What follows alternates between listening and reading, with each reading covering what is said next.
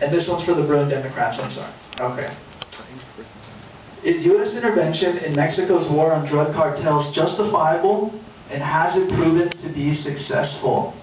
Thank you. 2 minutes. It is impossible to separate the activities of drug cartels in Mexico from its causes and consequences here. Therefore, in theory, U.S. intervention in Mexico's drug war is justifiable as long as intervention is defined as cooperation with Mexico towards mutually beneficial goals such as less corruption, more economic opportunity, and most of all, less violence. However, in practice, our strategies thus far have not been effective. The U.S. and Mexican strategy of a military-style assault against drug cartels has only increased violence, although it has succeeded in taking out some high-level drug lords. Still, in an illustration of how much violence has escalated, since the implementation of these strategies, almost 50,000 people have been murdered in drug-related killings. Our and Mexico's current strategy of a military-style assault against cartels has in fact resulted in a smaller number of cartels and more fighting over territory, and it does not work. Instead, we should adopt an approach based on the American demand for drugs and supply of weapons. Mexican drug cartels supply 70% of the foreign narcotics that flow into the United States, and 50% of their revenue comes from marijuana. Thus, legalization of marijuana can reduce the power of cartels by decreasing the size of their market. A study by the Mexican Competitiveness Institute predicted that the legalization of marijuana in only even Colorado and Washington has the potential to cost drug cartels 20 to 30% of their revenues. Of course, the other big way that the United States contributes to Mexican drug violence is by supplying its weapons. 90% of the weapons confiscated in Mexico came from the U.S., so by enacting stricter gun control, such as closing the gun control loophole, we can work to reduce drug violence. In sum, yes, the U.S. should play a part in reducing drug violence and fighting the power of cartels in Mexico, but we've been going about it all the wrong way. Thank you, Bruin Democrats. Okay, Bruin Libertarians, 2 minutes. Thank you. I don't think our intervention in Mexico is justifiable because I think it's an enormous waste of money. Taking out a couple wasps isn't going to solve your problem if you don't take out the hive and the source. And like my colleagues mentioned, the source of cartel funding is sales, drug sales to the U.S., 50% being marijuana alone. And I'm glad to see that they have finally taken our stance on legalizing marijuana. But I would like to take it further. The only way to end all drug violence is to legalize the use and possession of all drugs. It is not the government's place to tell you what you can and cannot put into your body. That is your right. If you have a drug addiction, you're not a criminal. You have a health problem. You should be treated as such. Why is it that the rich and famous go to rehab, but all the poor are overcrowding our prisons? Why is it that Governor Jerry Brown just rejected decreasing drug sentencing, but then passed another private prison deal because our prisons are overcrowded? We can decrease our overcrowding by taking nonviolent users out of our prisons. As I said, marijuana is also the #1 cash crop in California. So legalizing it will create a lot of tax revenue, will make it harder for children to get it. Right now, marijuana is easier for children to obtain other than alcohol and cigarettes. So drug dealers don't ask for ID. And I would also like to say that $15 billion was spent on the war, wasted on the war on drugs in 2012. It's $500 every second on a failed policy. The facts show that usage and supply has increased since Nixon's war on drugs. So how can we justify this waste of money? Thank you, Bruin Libertarians. Your viewpoint, Bruin Republicans, 2 minutes. So we're going to get to the issue of legalizing drugs in a second. And we're happy that we do align very briefly with the Democrats on this, but here are the facts. The Mexican drug war has killed 50,000 people since 2006, and many of those people have been American citizens on this soil. Mexico provides 90% of the U.S. cocaine market, and it provides 70% of the heroin market. And I think we can all agree that that's not a good thing. Instead of helping the Mexican government, we've actually handed over weapons to the cartels in failed efforts to manage their crisis and help them stave off the drug cartels. A major issue we face about the cartels is a matter of demand. The tremendous amount of illegal drugs in this country fuels their cartels. What we need to do is take the money that we invest in the Mexican military and reinvest it in school programs to raise awareness about drugs, so that the supply of drugs will decrease and the cartels will have nobody to sell it to. Another way we can offset the supply and demand is by increasing our presence at the southern border. If we can stave off Mexican drug imports over the border, we can significantly increase the price of importing the drugs into the U.S., and that does mean boots on the ground. So, to the question of legalization of marijuana, I would point out that this is an issue of violence in Mexico and not necessarily of the drug cartels. Legalization of all drugs in this country will make it easier for these drug cartels to deal with us, and they can continue to grow. But the violence will not stop. The issue of violence in Mexico is one of a territorial dispute. There are several cartels in Mexico that are fighting and intimidating and beheading people so that they can secure their territory and sell their drugs in certain parts. Thank you, Bruin Republicans. Okay, Bruin Democrats, you'll have time for a 1-minute response. Our participation in the Mexican war on drugs is not a waste of money in that it's not justified, but rather in that our methods haven't been effective, and in that there are much more effective methods, i.e. gun control, legalization of marijuana, that would be less costly and more effective.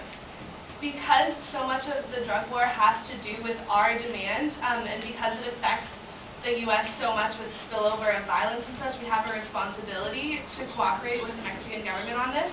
However, the legalization of all drugs at this time, it might be too extreme a step. Instead, one thing we could do in addition to the legalization of marijuana would be to reduce prison times for the possession of hard drugs, and instead focus on rehabilitation and giving people who are patrons of these drug cartels the resources that they need to stop using dangerous drugs. Legalizing marijuana, however, in fact, will help reduce violence, because if the drug cartels don't have a market, then they won't be as powerful anymore.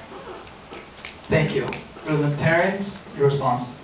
Thank you. I wish the major party candidates and representatives thought like my colleagues on the left or right. Maybe I wouldn't be voting a third party. But the truth is, they don't. They say, okay, legalizing all drugs is too extreme right now. Well, they said legalizing marijuana was too extreme, and now we're getting there. The thing is, we have to look at the problems. I feel like our government is kind of like a cartoon where a pipe is spilling and they're plugging it with their fingers instead of going to the source of the problem and shutting off the water. Shutting off 70% of cartel funding by legalizing the drugs will, like they said, end some of the violence. So instead of sending more money into Mexico, we should start focusing on the main problems, looking at legalization, looking at decriminalizing major drugs. The alcohol prohibition was only 100 years ago, and still the candidates of the major parties want to keep repeating the same mistakes over and over. I would just also like to say, in the time of this debate that's going on, we will have wasted $2.7 million on the war on drugs. Thank you, Bruin Libertarians. Bruin Republicans, your 1-minute rebuttal. All right, so it's happy to think that we do agree with the Democrats that we have been using the money that we invest in Mexico inefficiently, and we should be reinvesting it in things like our border and even decreasing trade restrictions with Mexico so that we can build a stronger relationship with that country, who's just 90 miles south of where we are now. Or I think south of here. And then they bring up the point of plugging the dam with their fingers when the water is just spilling over. But the facts are, the water is harmless in a sense because it's water. But what drugs are is not harmless. Drugs like PCP and other drugs, they actually increase violence and cause issues for us at home, and we need to deal with that, not by legalizing every drug. Thank you, Bruin Republicans. Moving on to our next question. Professor? Thank you. It looks like we have two cleavages going on here, one between Democrats, Libertarians, and Republicans, and the other between you and the elders in your parties. So let's see how we'll do on the next one. It's the Libertarians' turn to start. 2 minutes on affirmative action. Should universities be allowed to practice affirmative action, and does it achieve its goal? Thank you. Affirmative action was put into place to allow equal opportunity and provide diversity on college campuses. I would argue that it's failed in these goals. A recent video by Black UCLA students argues the lack of diverse representation on a campus that promotes its great strides in diversity. Now, I believe that diversity brings about better cultural and human understanding and really increases our acceptance of each other. However, I don't think this is what affirmative action is achieving. I actually believe affirmative action is, in a way, racism in of itself. For example, certain minority groups will work hard to achieve their goals and have their intellectual ability discredited, because people give their credit to credit their achievements to affirmative action.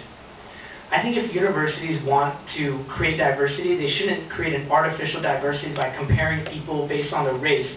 They should compare groups based on their economic standing.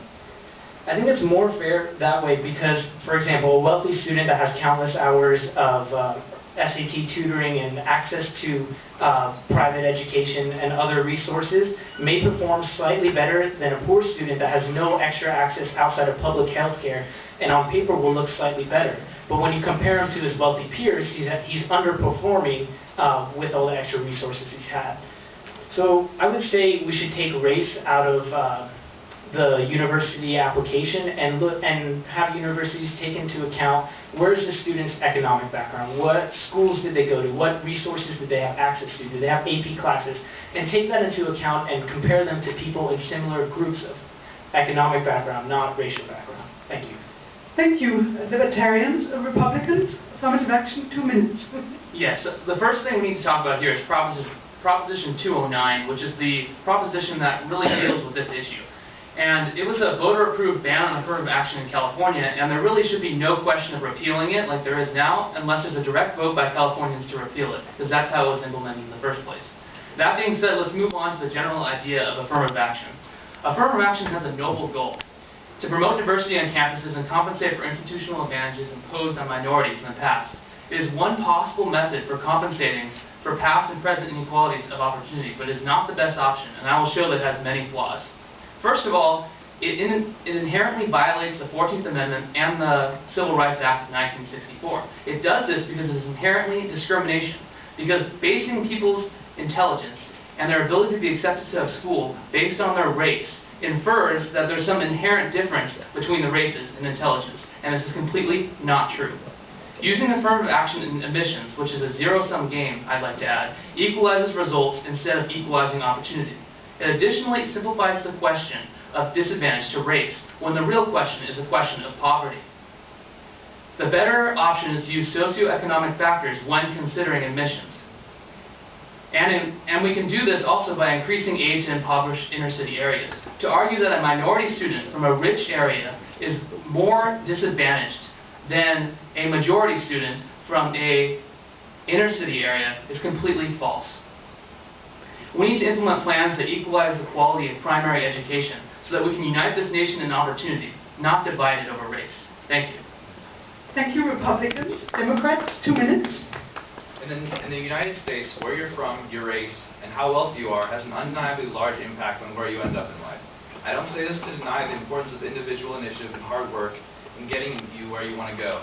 Rather, I say this to suggest that it would be immoral to overlook the importance of assisting those whose environment limits their means of advancing themselves. Aside from fostering diversity, the main goal of affirmative action is to provide more opportunities for those from disadvantaged backgrounds. Some have argued that to accomplish this goal, we should be using class-based affirmative action that takes into account the socioeconomic background of an applicant instead of their race. While the class-based approach is valid, I would say that I think it's more important to note another goal of affirmative action that class-based strategies would not address. Affirmative action works not only to combat inequality of opportunity based on background, but also to combat institutional racism that hinders the success of racial minorities in the job market. In 2008, Princeton professor Deva Pager conducted an experiment in which he had black and white applicants for a job with similar backgrounds in education. And the study found that white people were twice as likely to get a call back for an interview. And even more troubling than this, white applicants with a felony record fared just as well, if not better, than applicants with no criminal history. A similar study conducted in 2001 and 2002 showed that applicants with a white-sounding name were 50% more likely to get a call back than applicants with African-American sounding names. When confronted with such evidence of racial discrimination, I find it difficult to fathom how people could possibly say that affirmative action gives racial minorities an unfair path to opportunity. The studies I've mentioned suggest that racial minorities have to work much harder to attain the same success as white people do in the job market. For this reason, I believe affirmative action is needed to give both greater educational opportunities to those who come from disadvantaged backgrounds, and also to give racial minorities the qualifications and experience needed to overcome institutional racism. Thank you, Democrats. Libertarians, time for a rebuttal. 1 minute.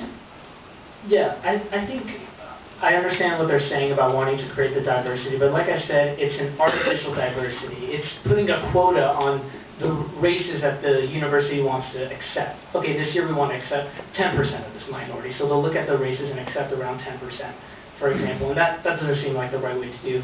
I would go so far as arguing taking names, gender, and any cultural background off of college applications. If we're all people created equal under the government, then universities should just look at applications, qualifications, should take into account the schools they went to, because that has a big factor to the certain education they're receiving, and compare them to the groups of people with the similar resources that they're attaining, but just take off names, take off genders, take off cultural race, and look at people for people. Thank you, Libertarians. Republicans? Yes, we fully agree with the Libertarians, and I just want to mention that the Bruin Democrats seem to believe that diversity is best encapsulated by the melanin in an individual's skin, and this is really not the case. True diversity is encapsulated not by the colors of the skin, but by the colors of the mind, and this is really what UCLA and other colleges in California should be looking at. And finally, before we move on from this topic, I just wanted to say that affirmative action programs simplify the issue way beyond really what it is, and the Bruin Democrats have mentioned that they don't believe in what these businesses and stuff are doing against minorities, but they're supporting the government doing the exact same thing that they think is wrong, except in reverse. This is not the way to fix a problem. We need to fix a problem from the bottom, not from the top. Thank you. Thank you, Republicans. Democrats, you have the last word. I'd like to first begin by saying that I agree with the Bruin Republicans, and that I believe we should be starting from the bottom up and be working to, solve inequality in all education, not just university education. But I'd also like to note that the Libertarians and the Republicans have been mischaracterizing my argument by talking about diversity, and they didn't really address that the brunt of my argument is about, it's about racial discrimination and based on like how much more minorities have to work to get ahead, even not taking into account their background. The unemployment rate among black people is 13.4%, which is double that of white people, and it's just, you can call it reverse discrimination, whatever you want. The big problem that we have right now is a systemic cultural problem that makes the problem of reverse discrimination seem just petty to me, and affirmative action seems like the best, or a fine corrective to institutional racism. Thank you, Democrats. I'm turning the microphone over to Leo. Thank you. Okay, this next question will be directed to the Bruin Republicans, excuse me. And it'll deal with lesbian, gay, bisexual, transgender issues. The question: is government jurisdiction over same-sex marriage justifiable? Why or why not? All right, so this is a touchy issue, first of all, and I just want to make sure that everyone understands that I'm just trying to present my opinion as objectively as possible of my own opinion. All right, so ideally, marriage should never have been brought into the realm of the state. If it was my choice, marriage would be between two individuals and their religious institution. So marriage would be governed by exclusively religious institutions and people. So the label would be up to them. But unfortunately, this is not possible in our current political reality because marriage is so embedded in our current society. So, given this, I'd like to say that the first priority we should have in this issue is preserving marriage as something that's a right of the states. So, some people deny this as a petty technicality, but I'd first like to point out that the states' rights are being eroded slowly and progressively over time, and it's really important that we preserve the rights that are delineated in the Constitution for the states, because there's a reason that our forefathers made it so that states have their own choices and their own policy objectives. And this is because the United States is unique in that it has 50 different places where we can have microcosms of political laboratories, where people can move to different places based on the policies taken on by those governments. So first of all, we should preserve the state's ability to have sovereignty over this issue. Second of all, I think the federal government, outside of this, should only create laws that mandate a minimum level of visitation rights and taxation benefits, so that we can make sure that domestic partnerships and marriages at least have equal legal rights. I think this is within the federal government's jurisdiction, and I think this is an important thing to do. I think it's also important for the federal government to mandate laws that protect religious institutions from any possible suit against them because of their refusal to marry homosexual couples. We must remember that even though this issue comes down to certain types of rights and other things, it's really important to remember that we must protect religious freedom in this country, and we must protect religious institutions. Thank you. Thank you, Bruin Republicans. Bruin Democrats, you have 2 minutes. The government does not have the right to deny same-sex couples the right to marry. They have the same rights as other marriages. The idea of traditional marriage is a religious idea and does not belong in our legal system. Traditional marriage refers to the Christian idea of marriage as between a consenting man and a consenting woman. But even if you look at the Bible, it tells a different story. Different examples from the Bible cite that if a woman is not a virgin on her wedding night, she should be stoned to death, as in Deuteronomy 22:13-21. Or if a man is caught raping a virgin, he must marry her, as in Deuteronomy 22:28-30. Clearly, traditional marriage does not make any sense because based off of the Bible itself, it is not actually between a consenting man and a consenting woman. The Bible paints women as just property, and it has no legal one, and furthermore, even no rational basis. 2 consenting adults should have the right to get married. It is not a case of religious freedom either, as they try to say. The government is not forcing churches to marry anyone. It is through the court, and not that.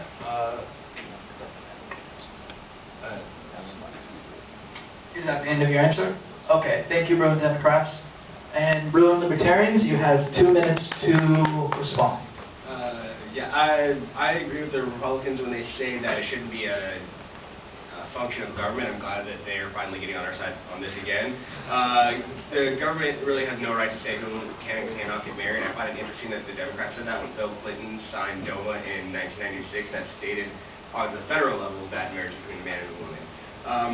The real way to fix this problem is to get government out of it. Let any private institution, the Republicans mentioned just to let marriage between the religious institution and the people that they're marrying. It should be between any private institution that wants to define marriage. People should be able to define marriage the way they should, the way they want to, not the way any government institution wants to.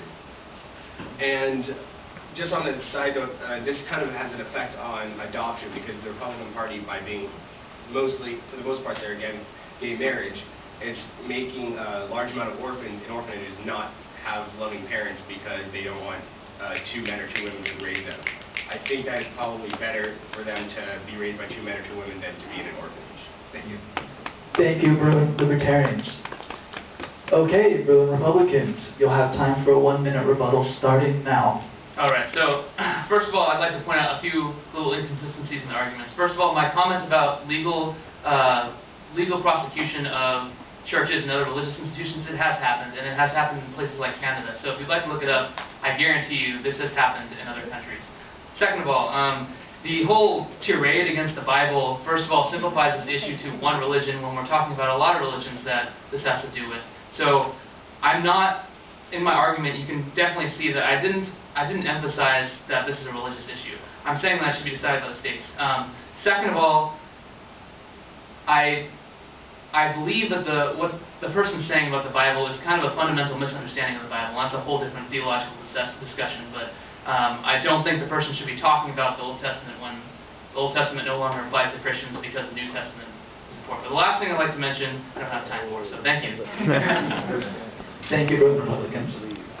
Bruin Democrats, you have 1 minute for a rebuttal. I'd like to go back to what the Libertarians said about adoption. I would also agree about adoption. There's been numerous studies, pretty much every study has shown that children raised with same-sex couples do the same as with heterosexual couples. The only thing that matters is if they have 2 parents rather than 1. And I'd like to go off of what the Bruin Republicans said. And they're saying that leave it up to the states, but even at the state level, the idea of traditional marriage is still unconstitutional because it's still the idea of marriage between a man and a woman is a Christian idea. It's not proposed by other religions. It's a Christian idea that's being proposed by them, and so even at the state level, it's still unconstitutional to break the freedom of religion. Thank you. Okay, so 7 seconds. When I raise my hand, just to clarify, you still have 10 seconds left, panelists. Okay. And finally, Bruin Libertarians, your 1 minute rebuttal. Thank you. I'd like to applaud the Democrats for changing their view on this issue. As libertarians, we've been always pushing for greater civil liberties, so it's great to see a major party align with us on this issue. I'm a neuroscience major, so I think of things in a biology perspective. So to me, marriage is a connection between two human beings to make a family, whether or not they want children. That's an innate biological thing that is embedded in human nature. That to mate with another human or multiple humans. That's not something the government should be involved in the first place. If the government wasn't involved in it, we wouldn't have problems with interracial marriage. We wouldn't have problems with gay marriage. And to be honest, I think later in our lifetimes, we're going to have issues with polygamy. Not polygamy as in one man married to multiple women, but let's say 3 people married to each other, all consenting adults that want to join together as a family. And I can see that in the future, and we're probably going to come into these problems. Thank you, Bruin Libertarians. Liberty for all. Moving on to our next question. Professor Lohman. Thank you, Rio.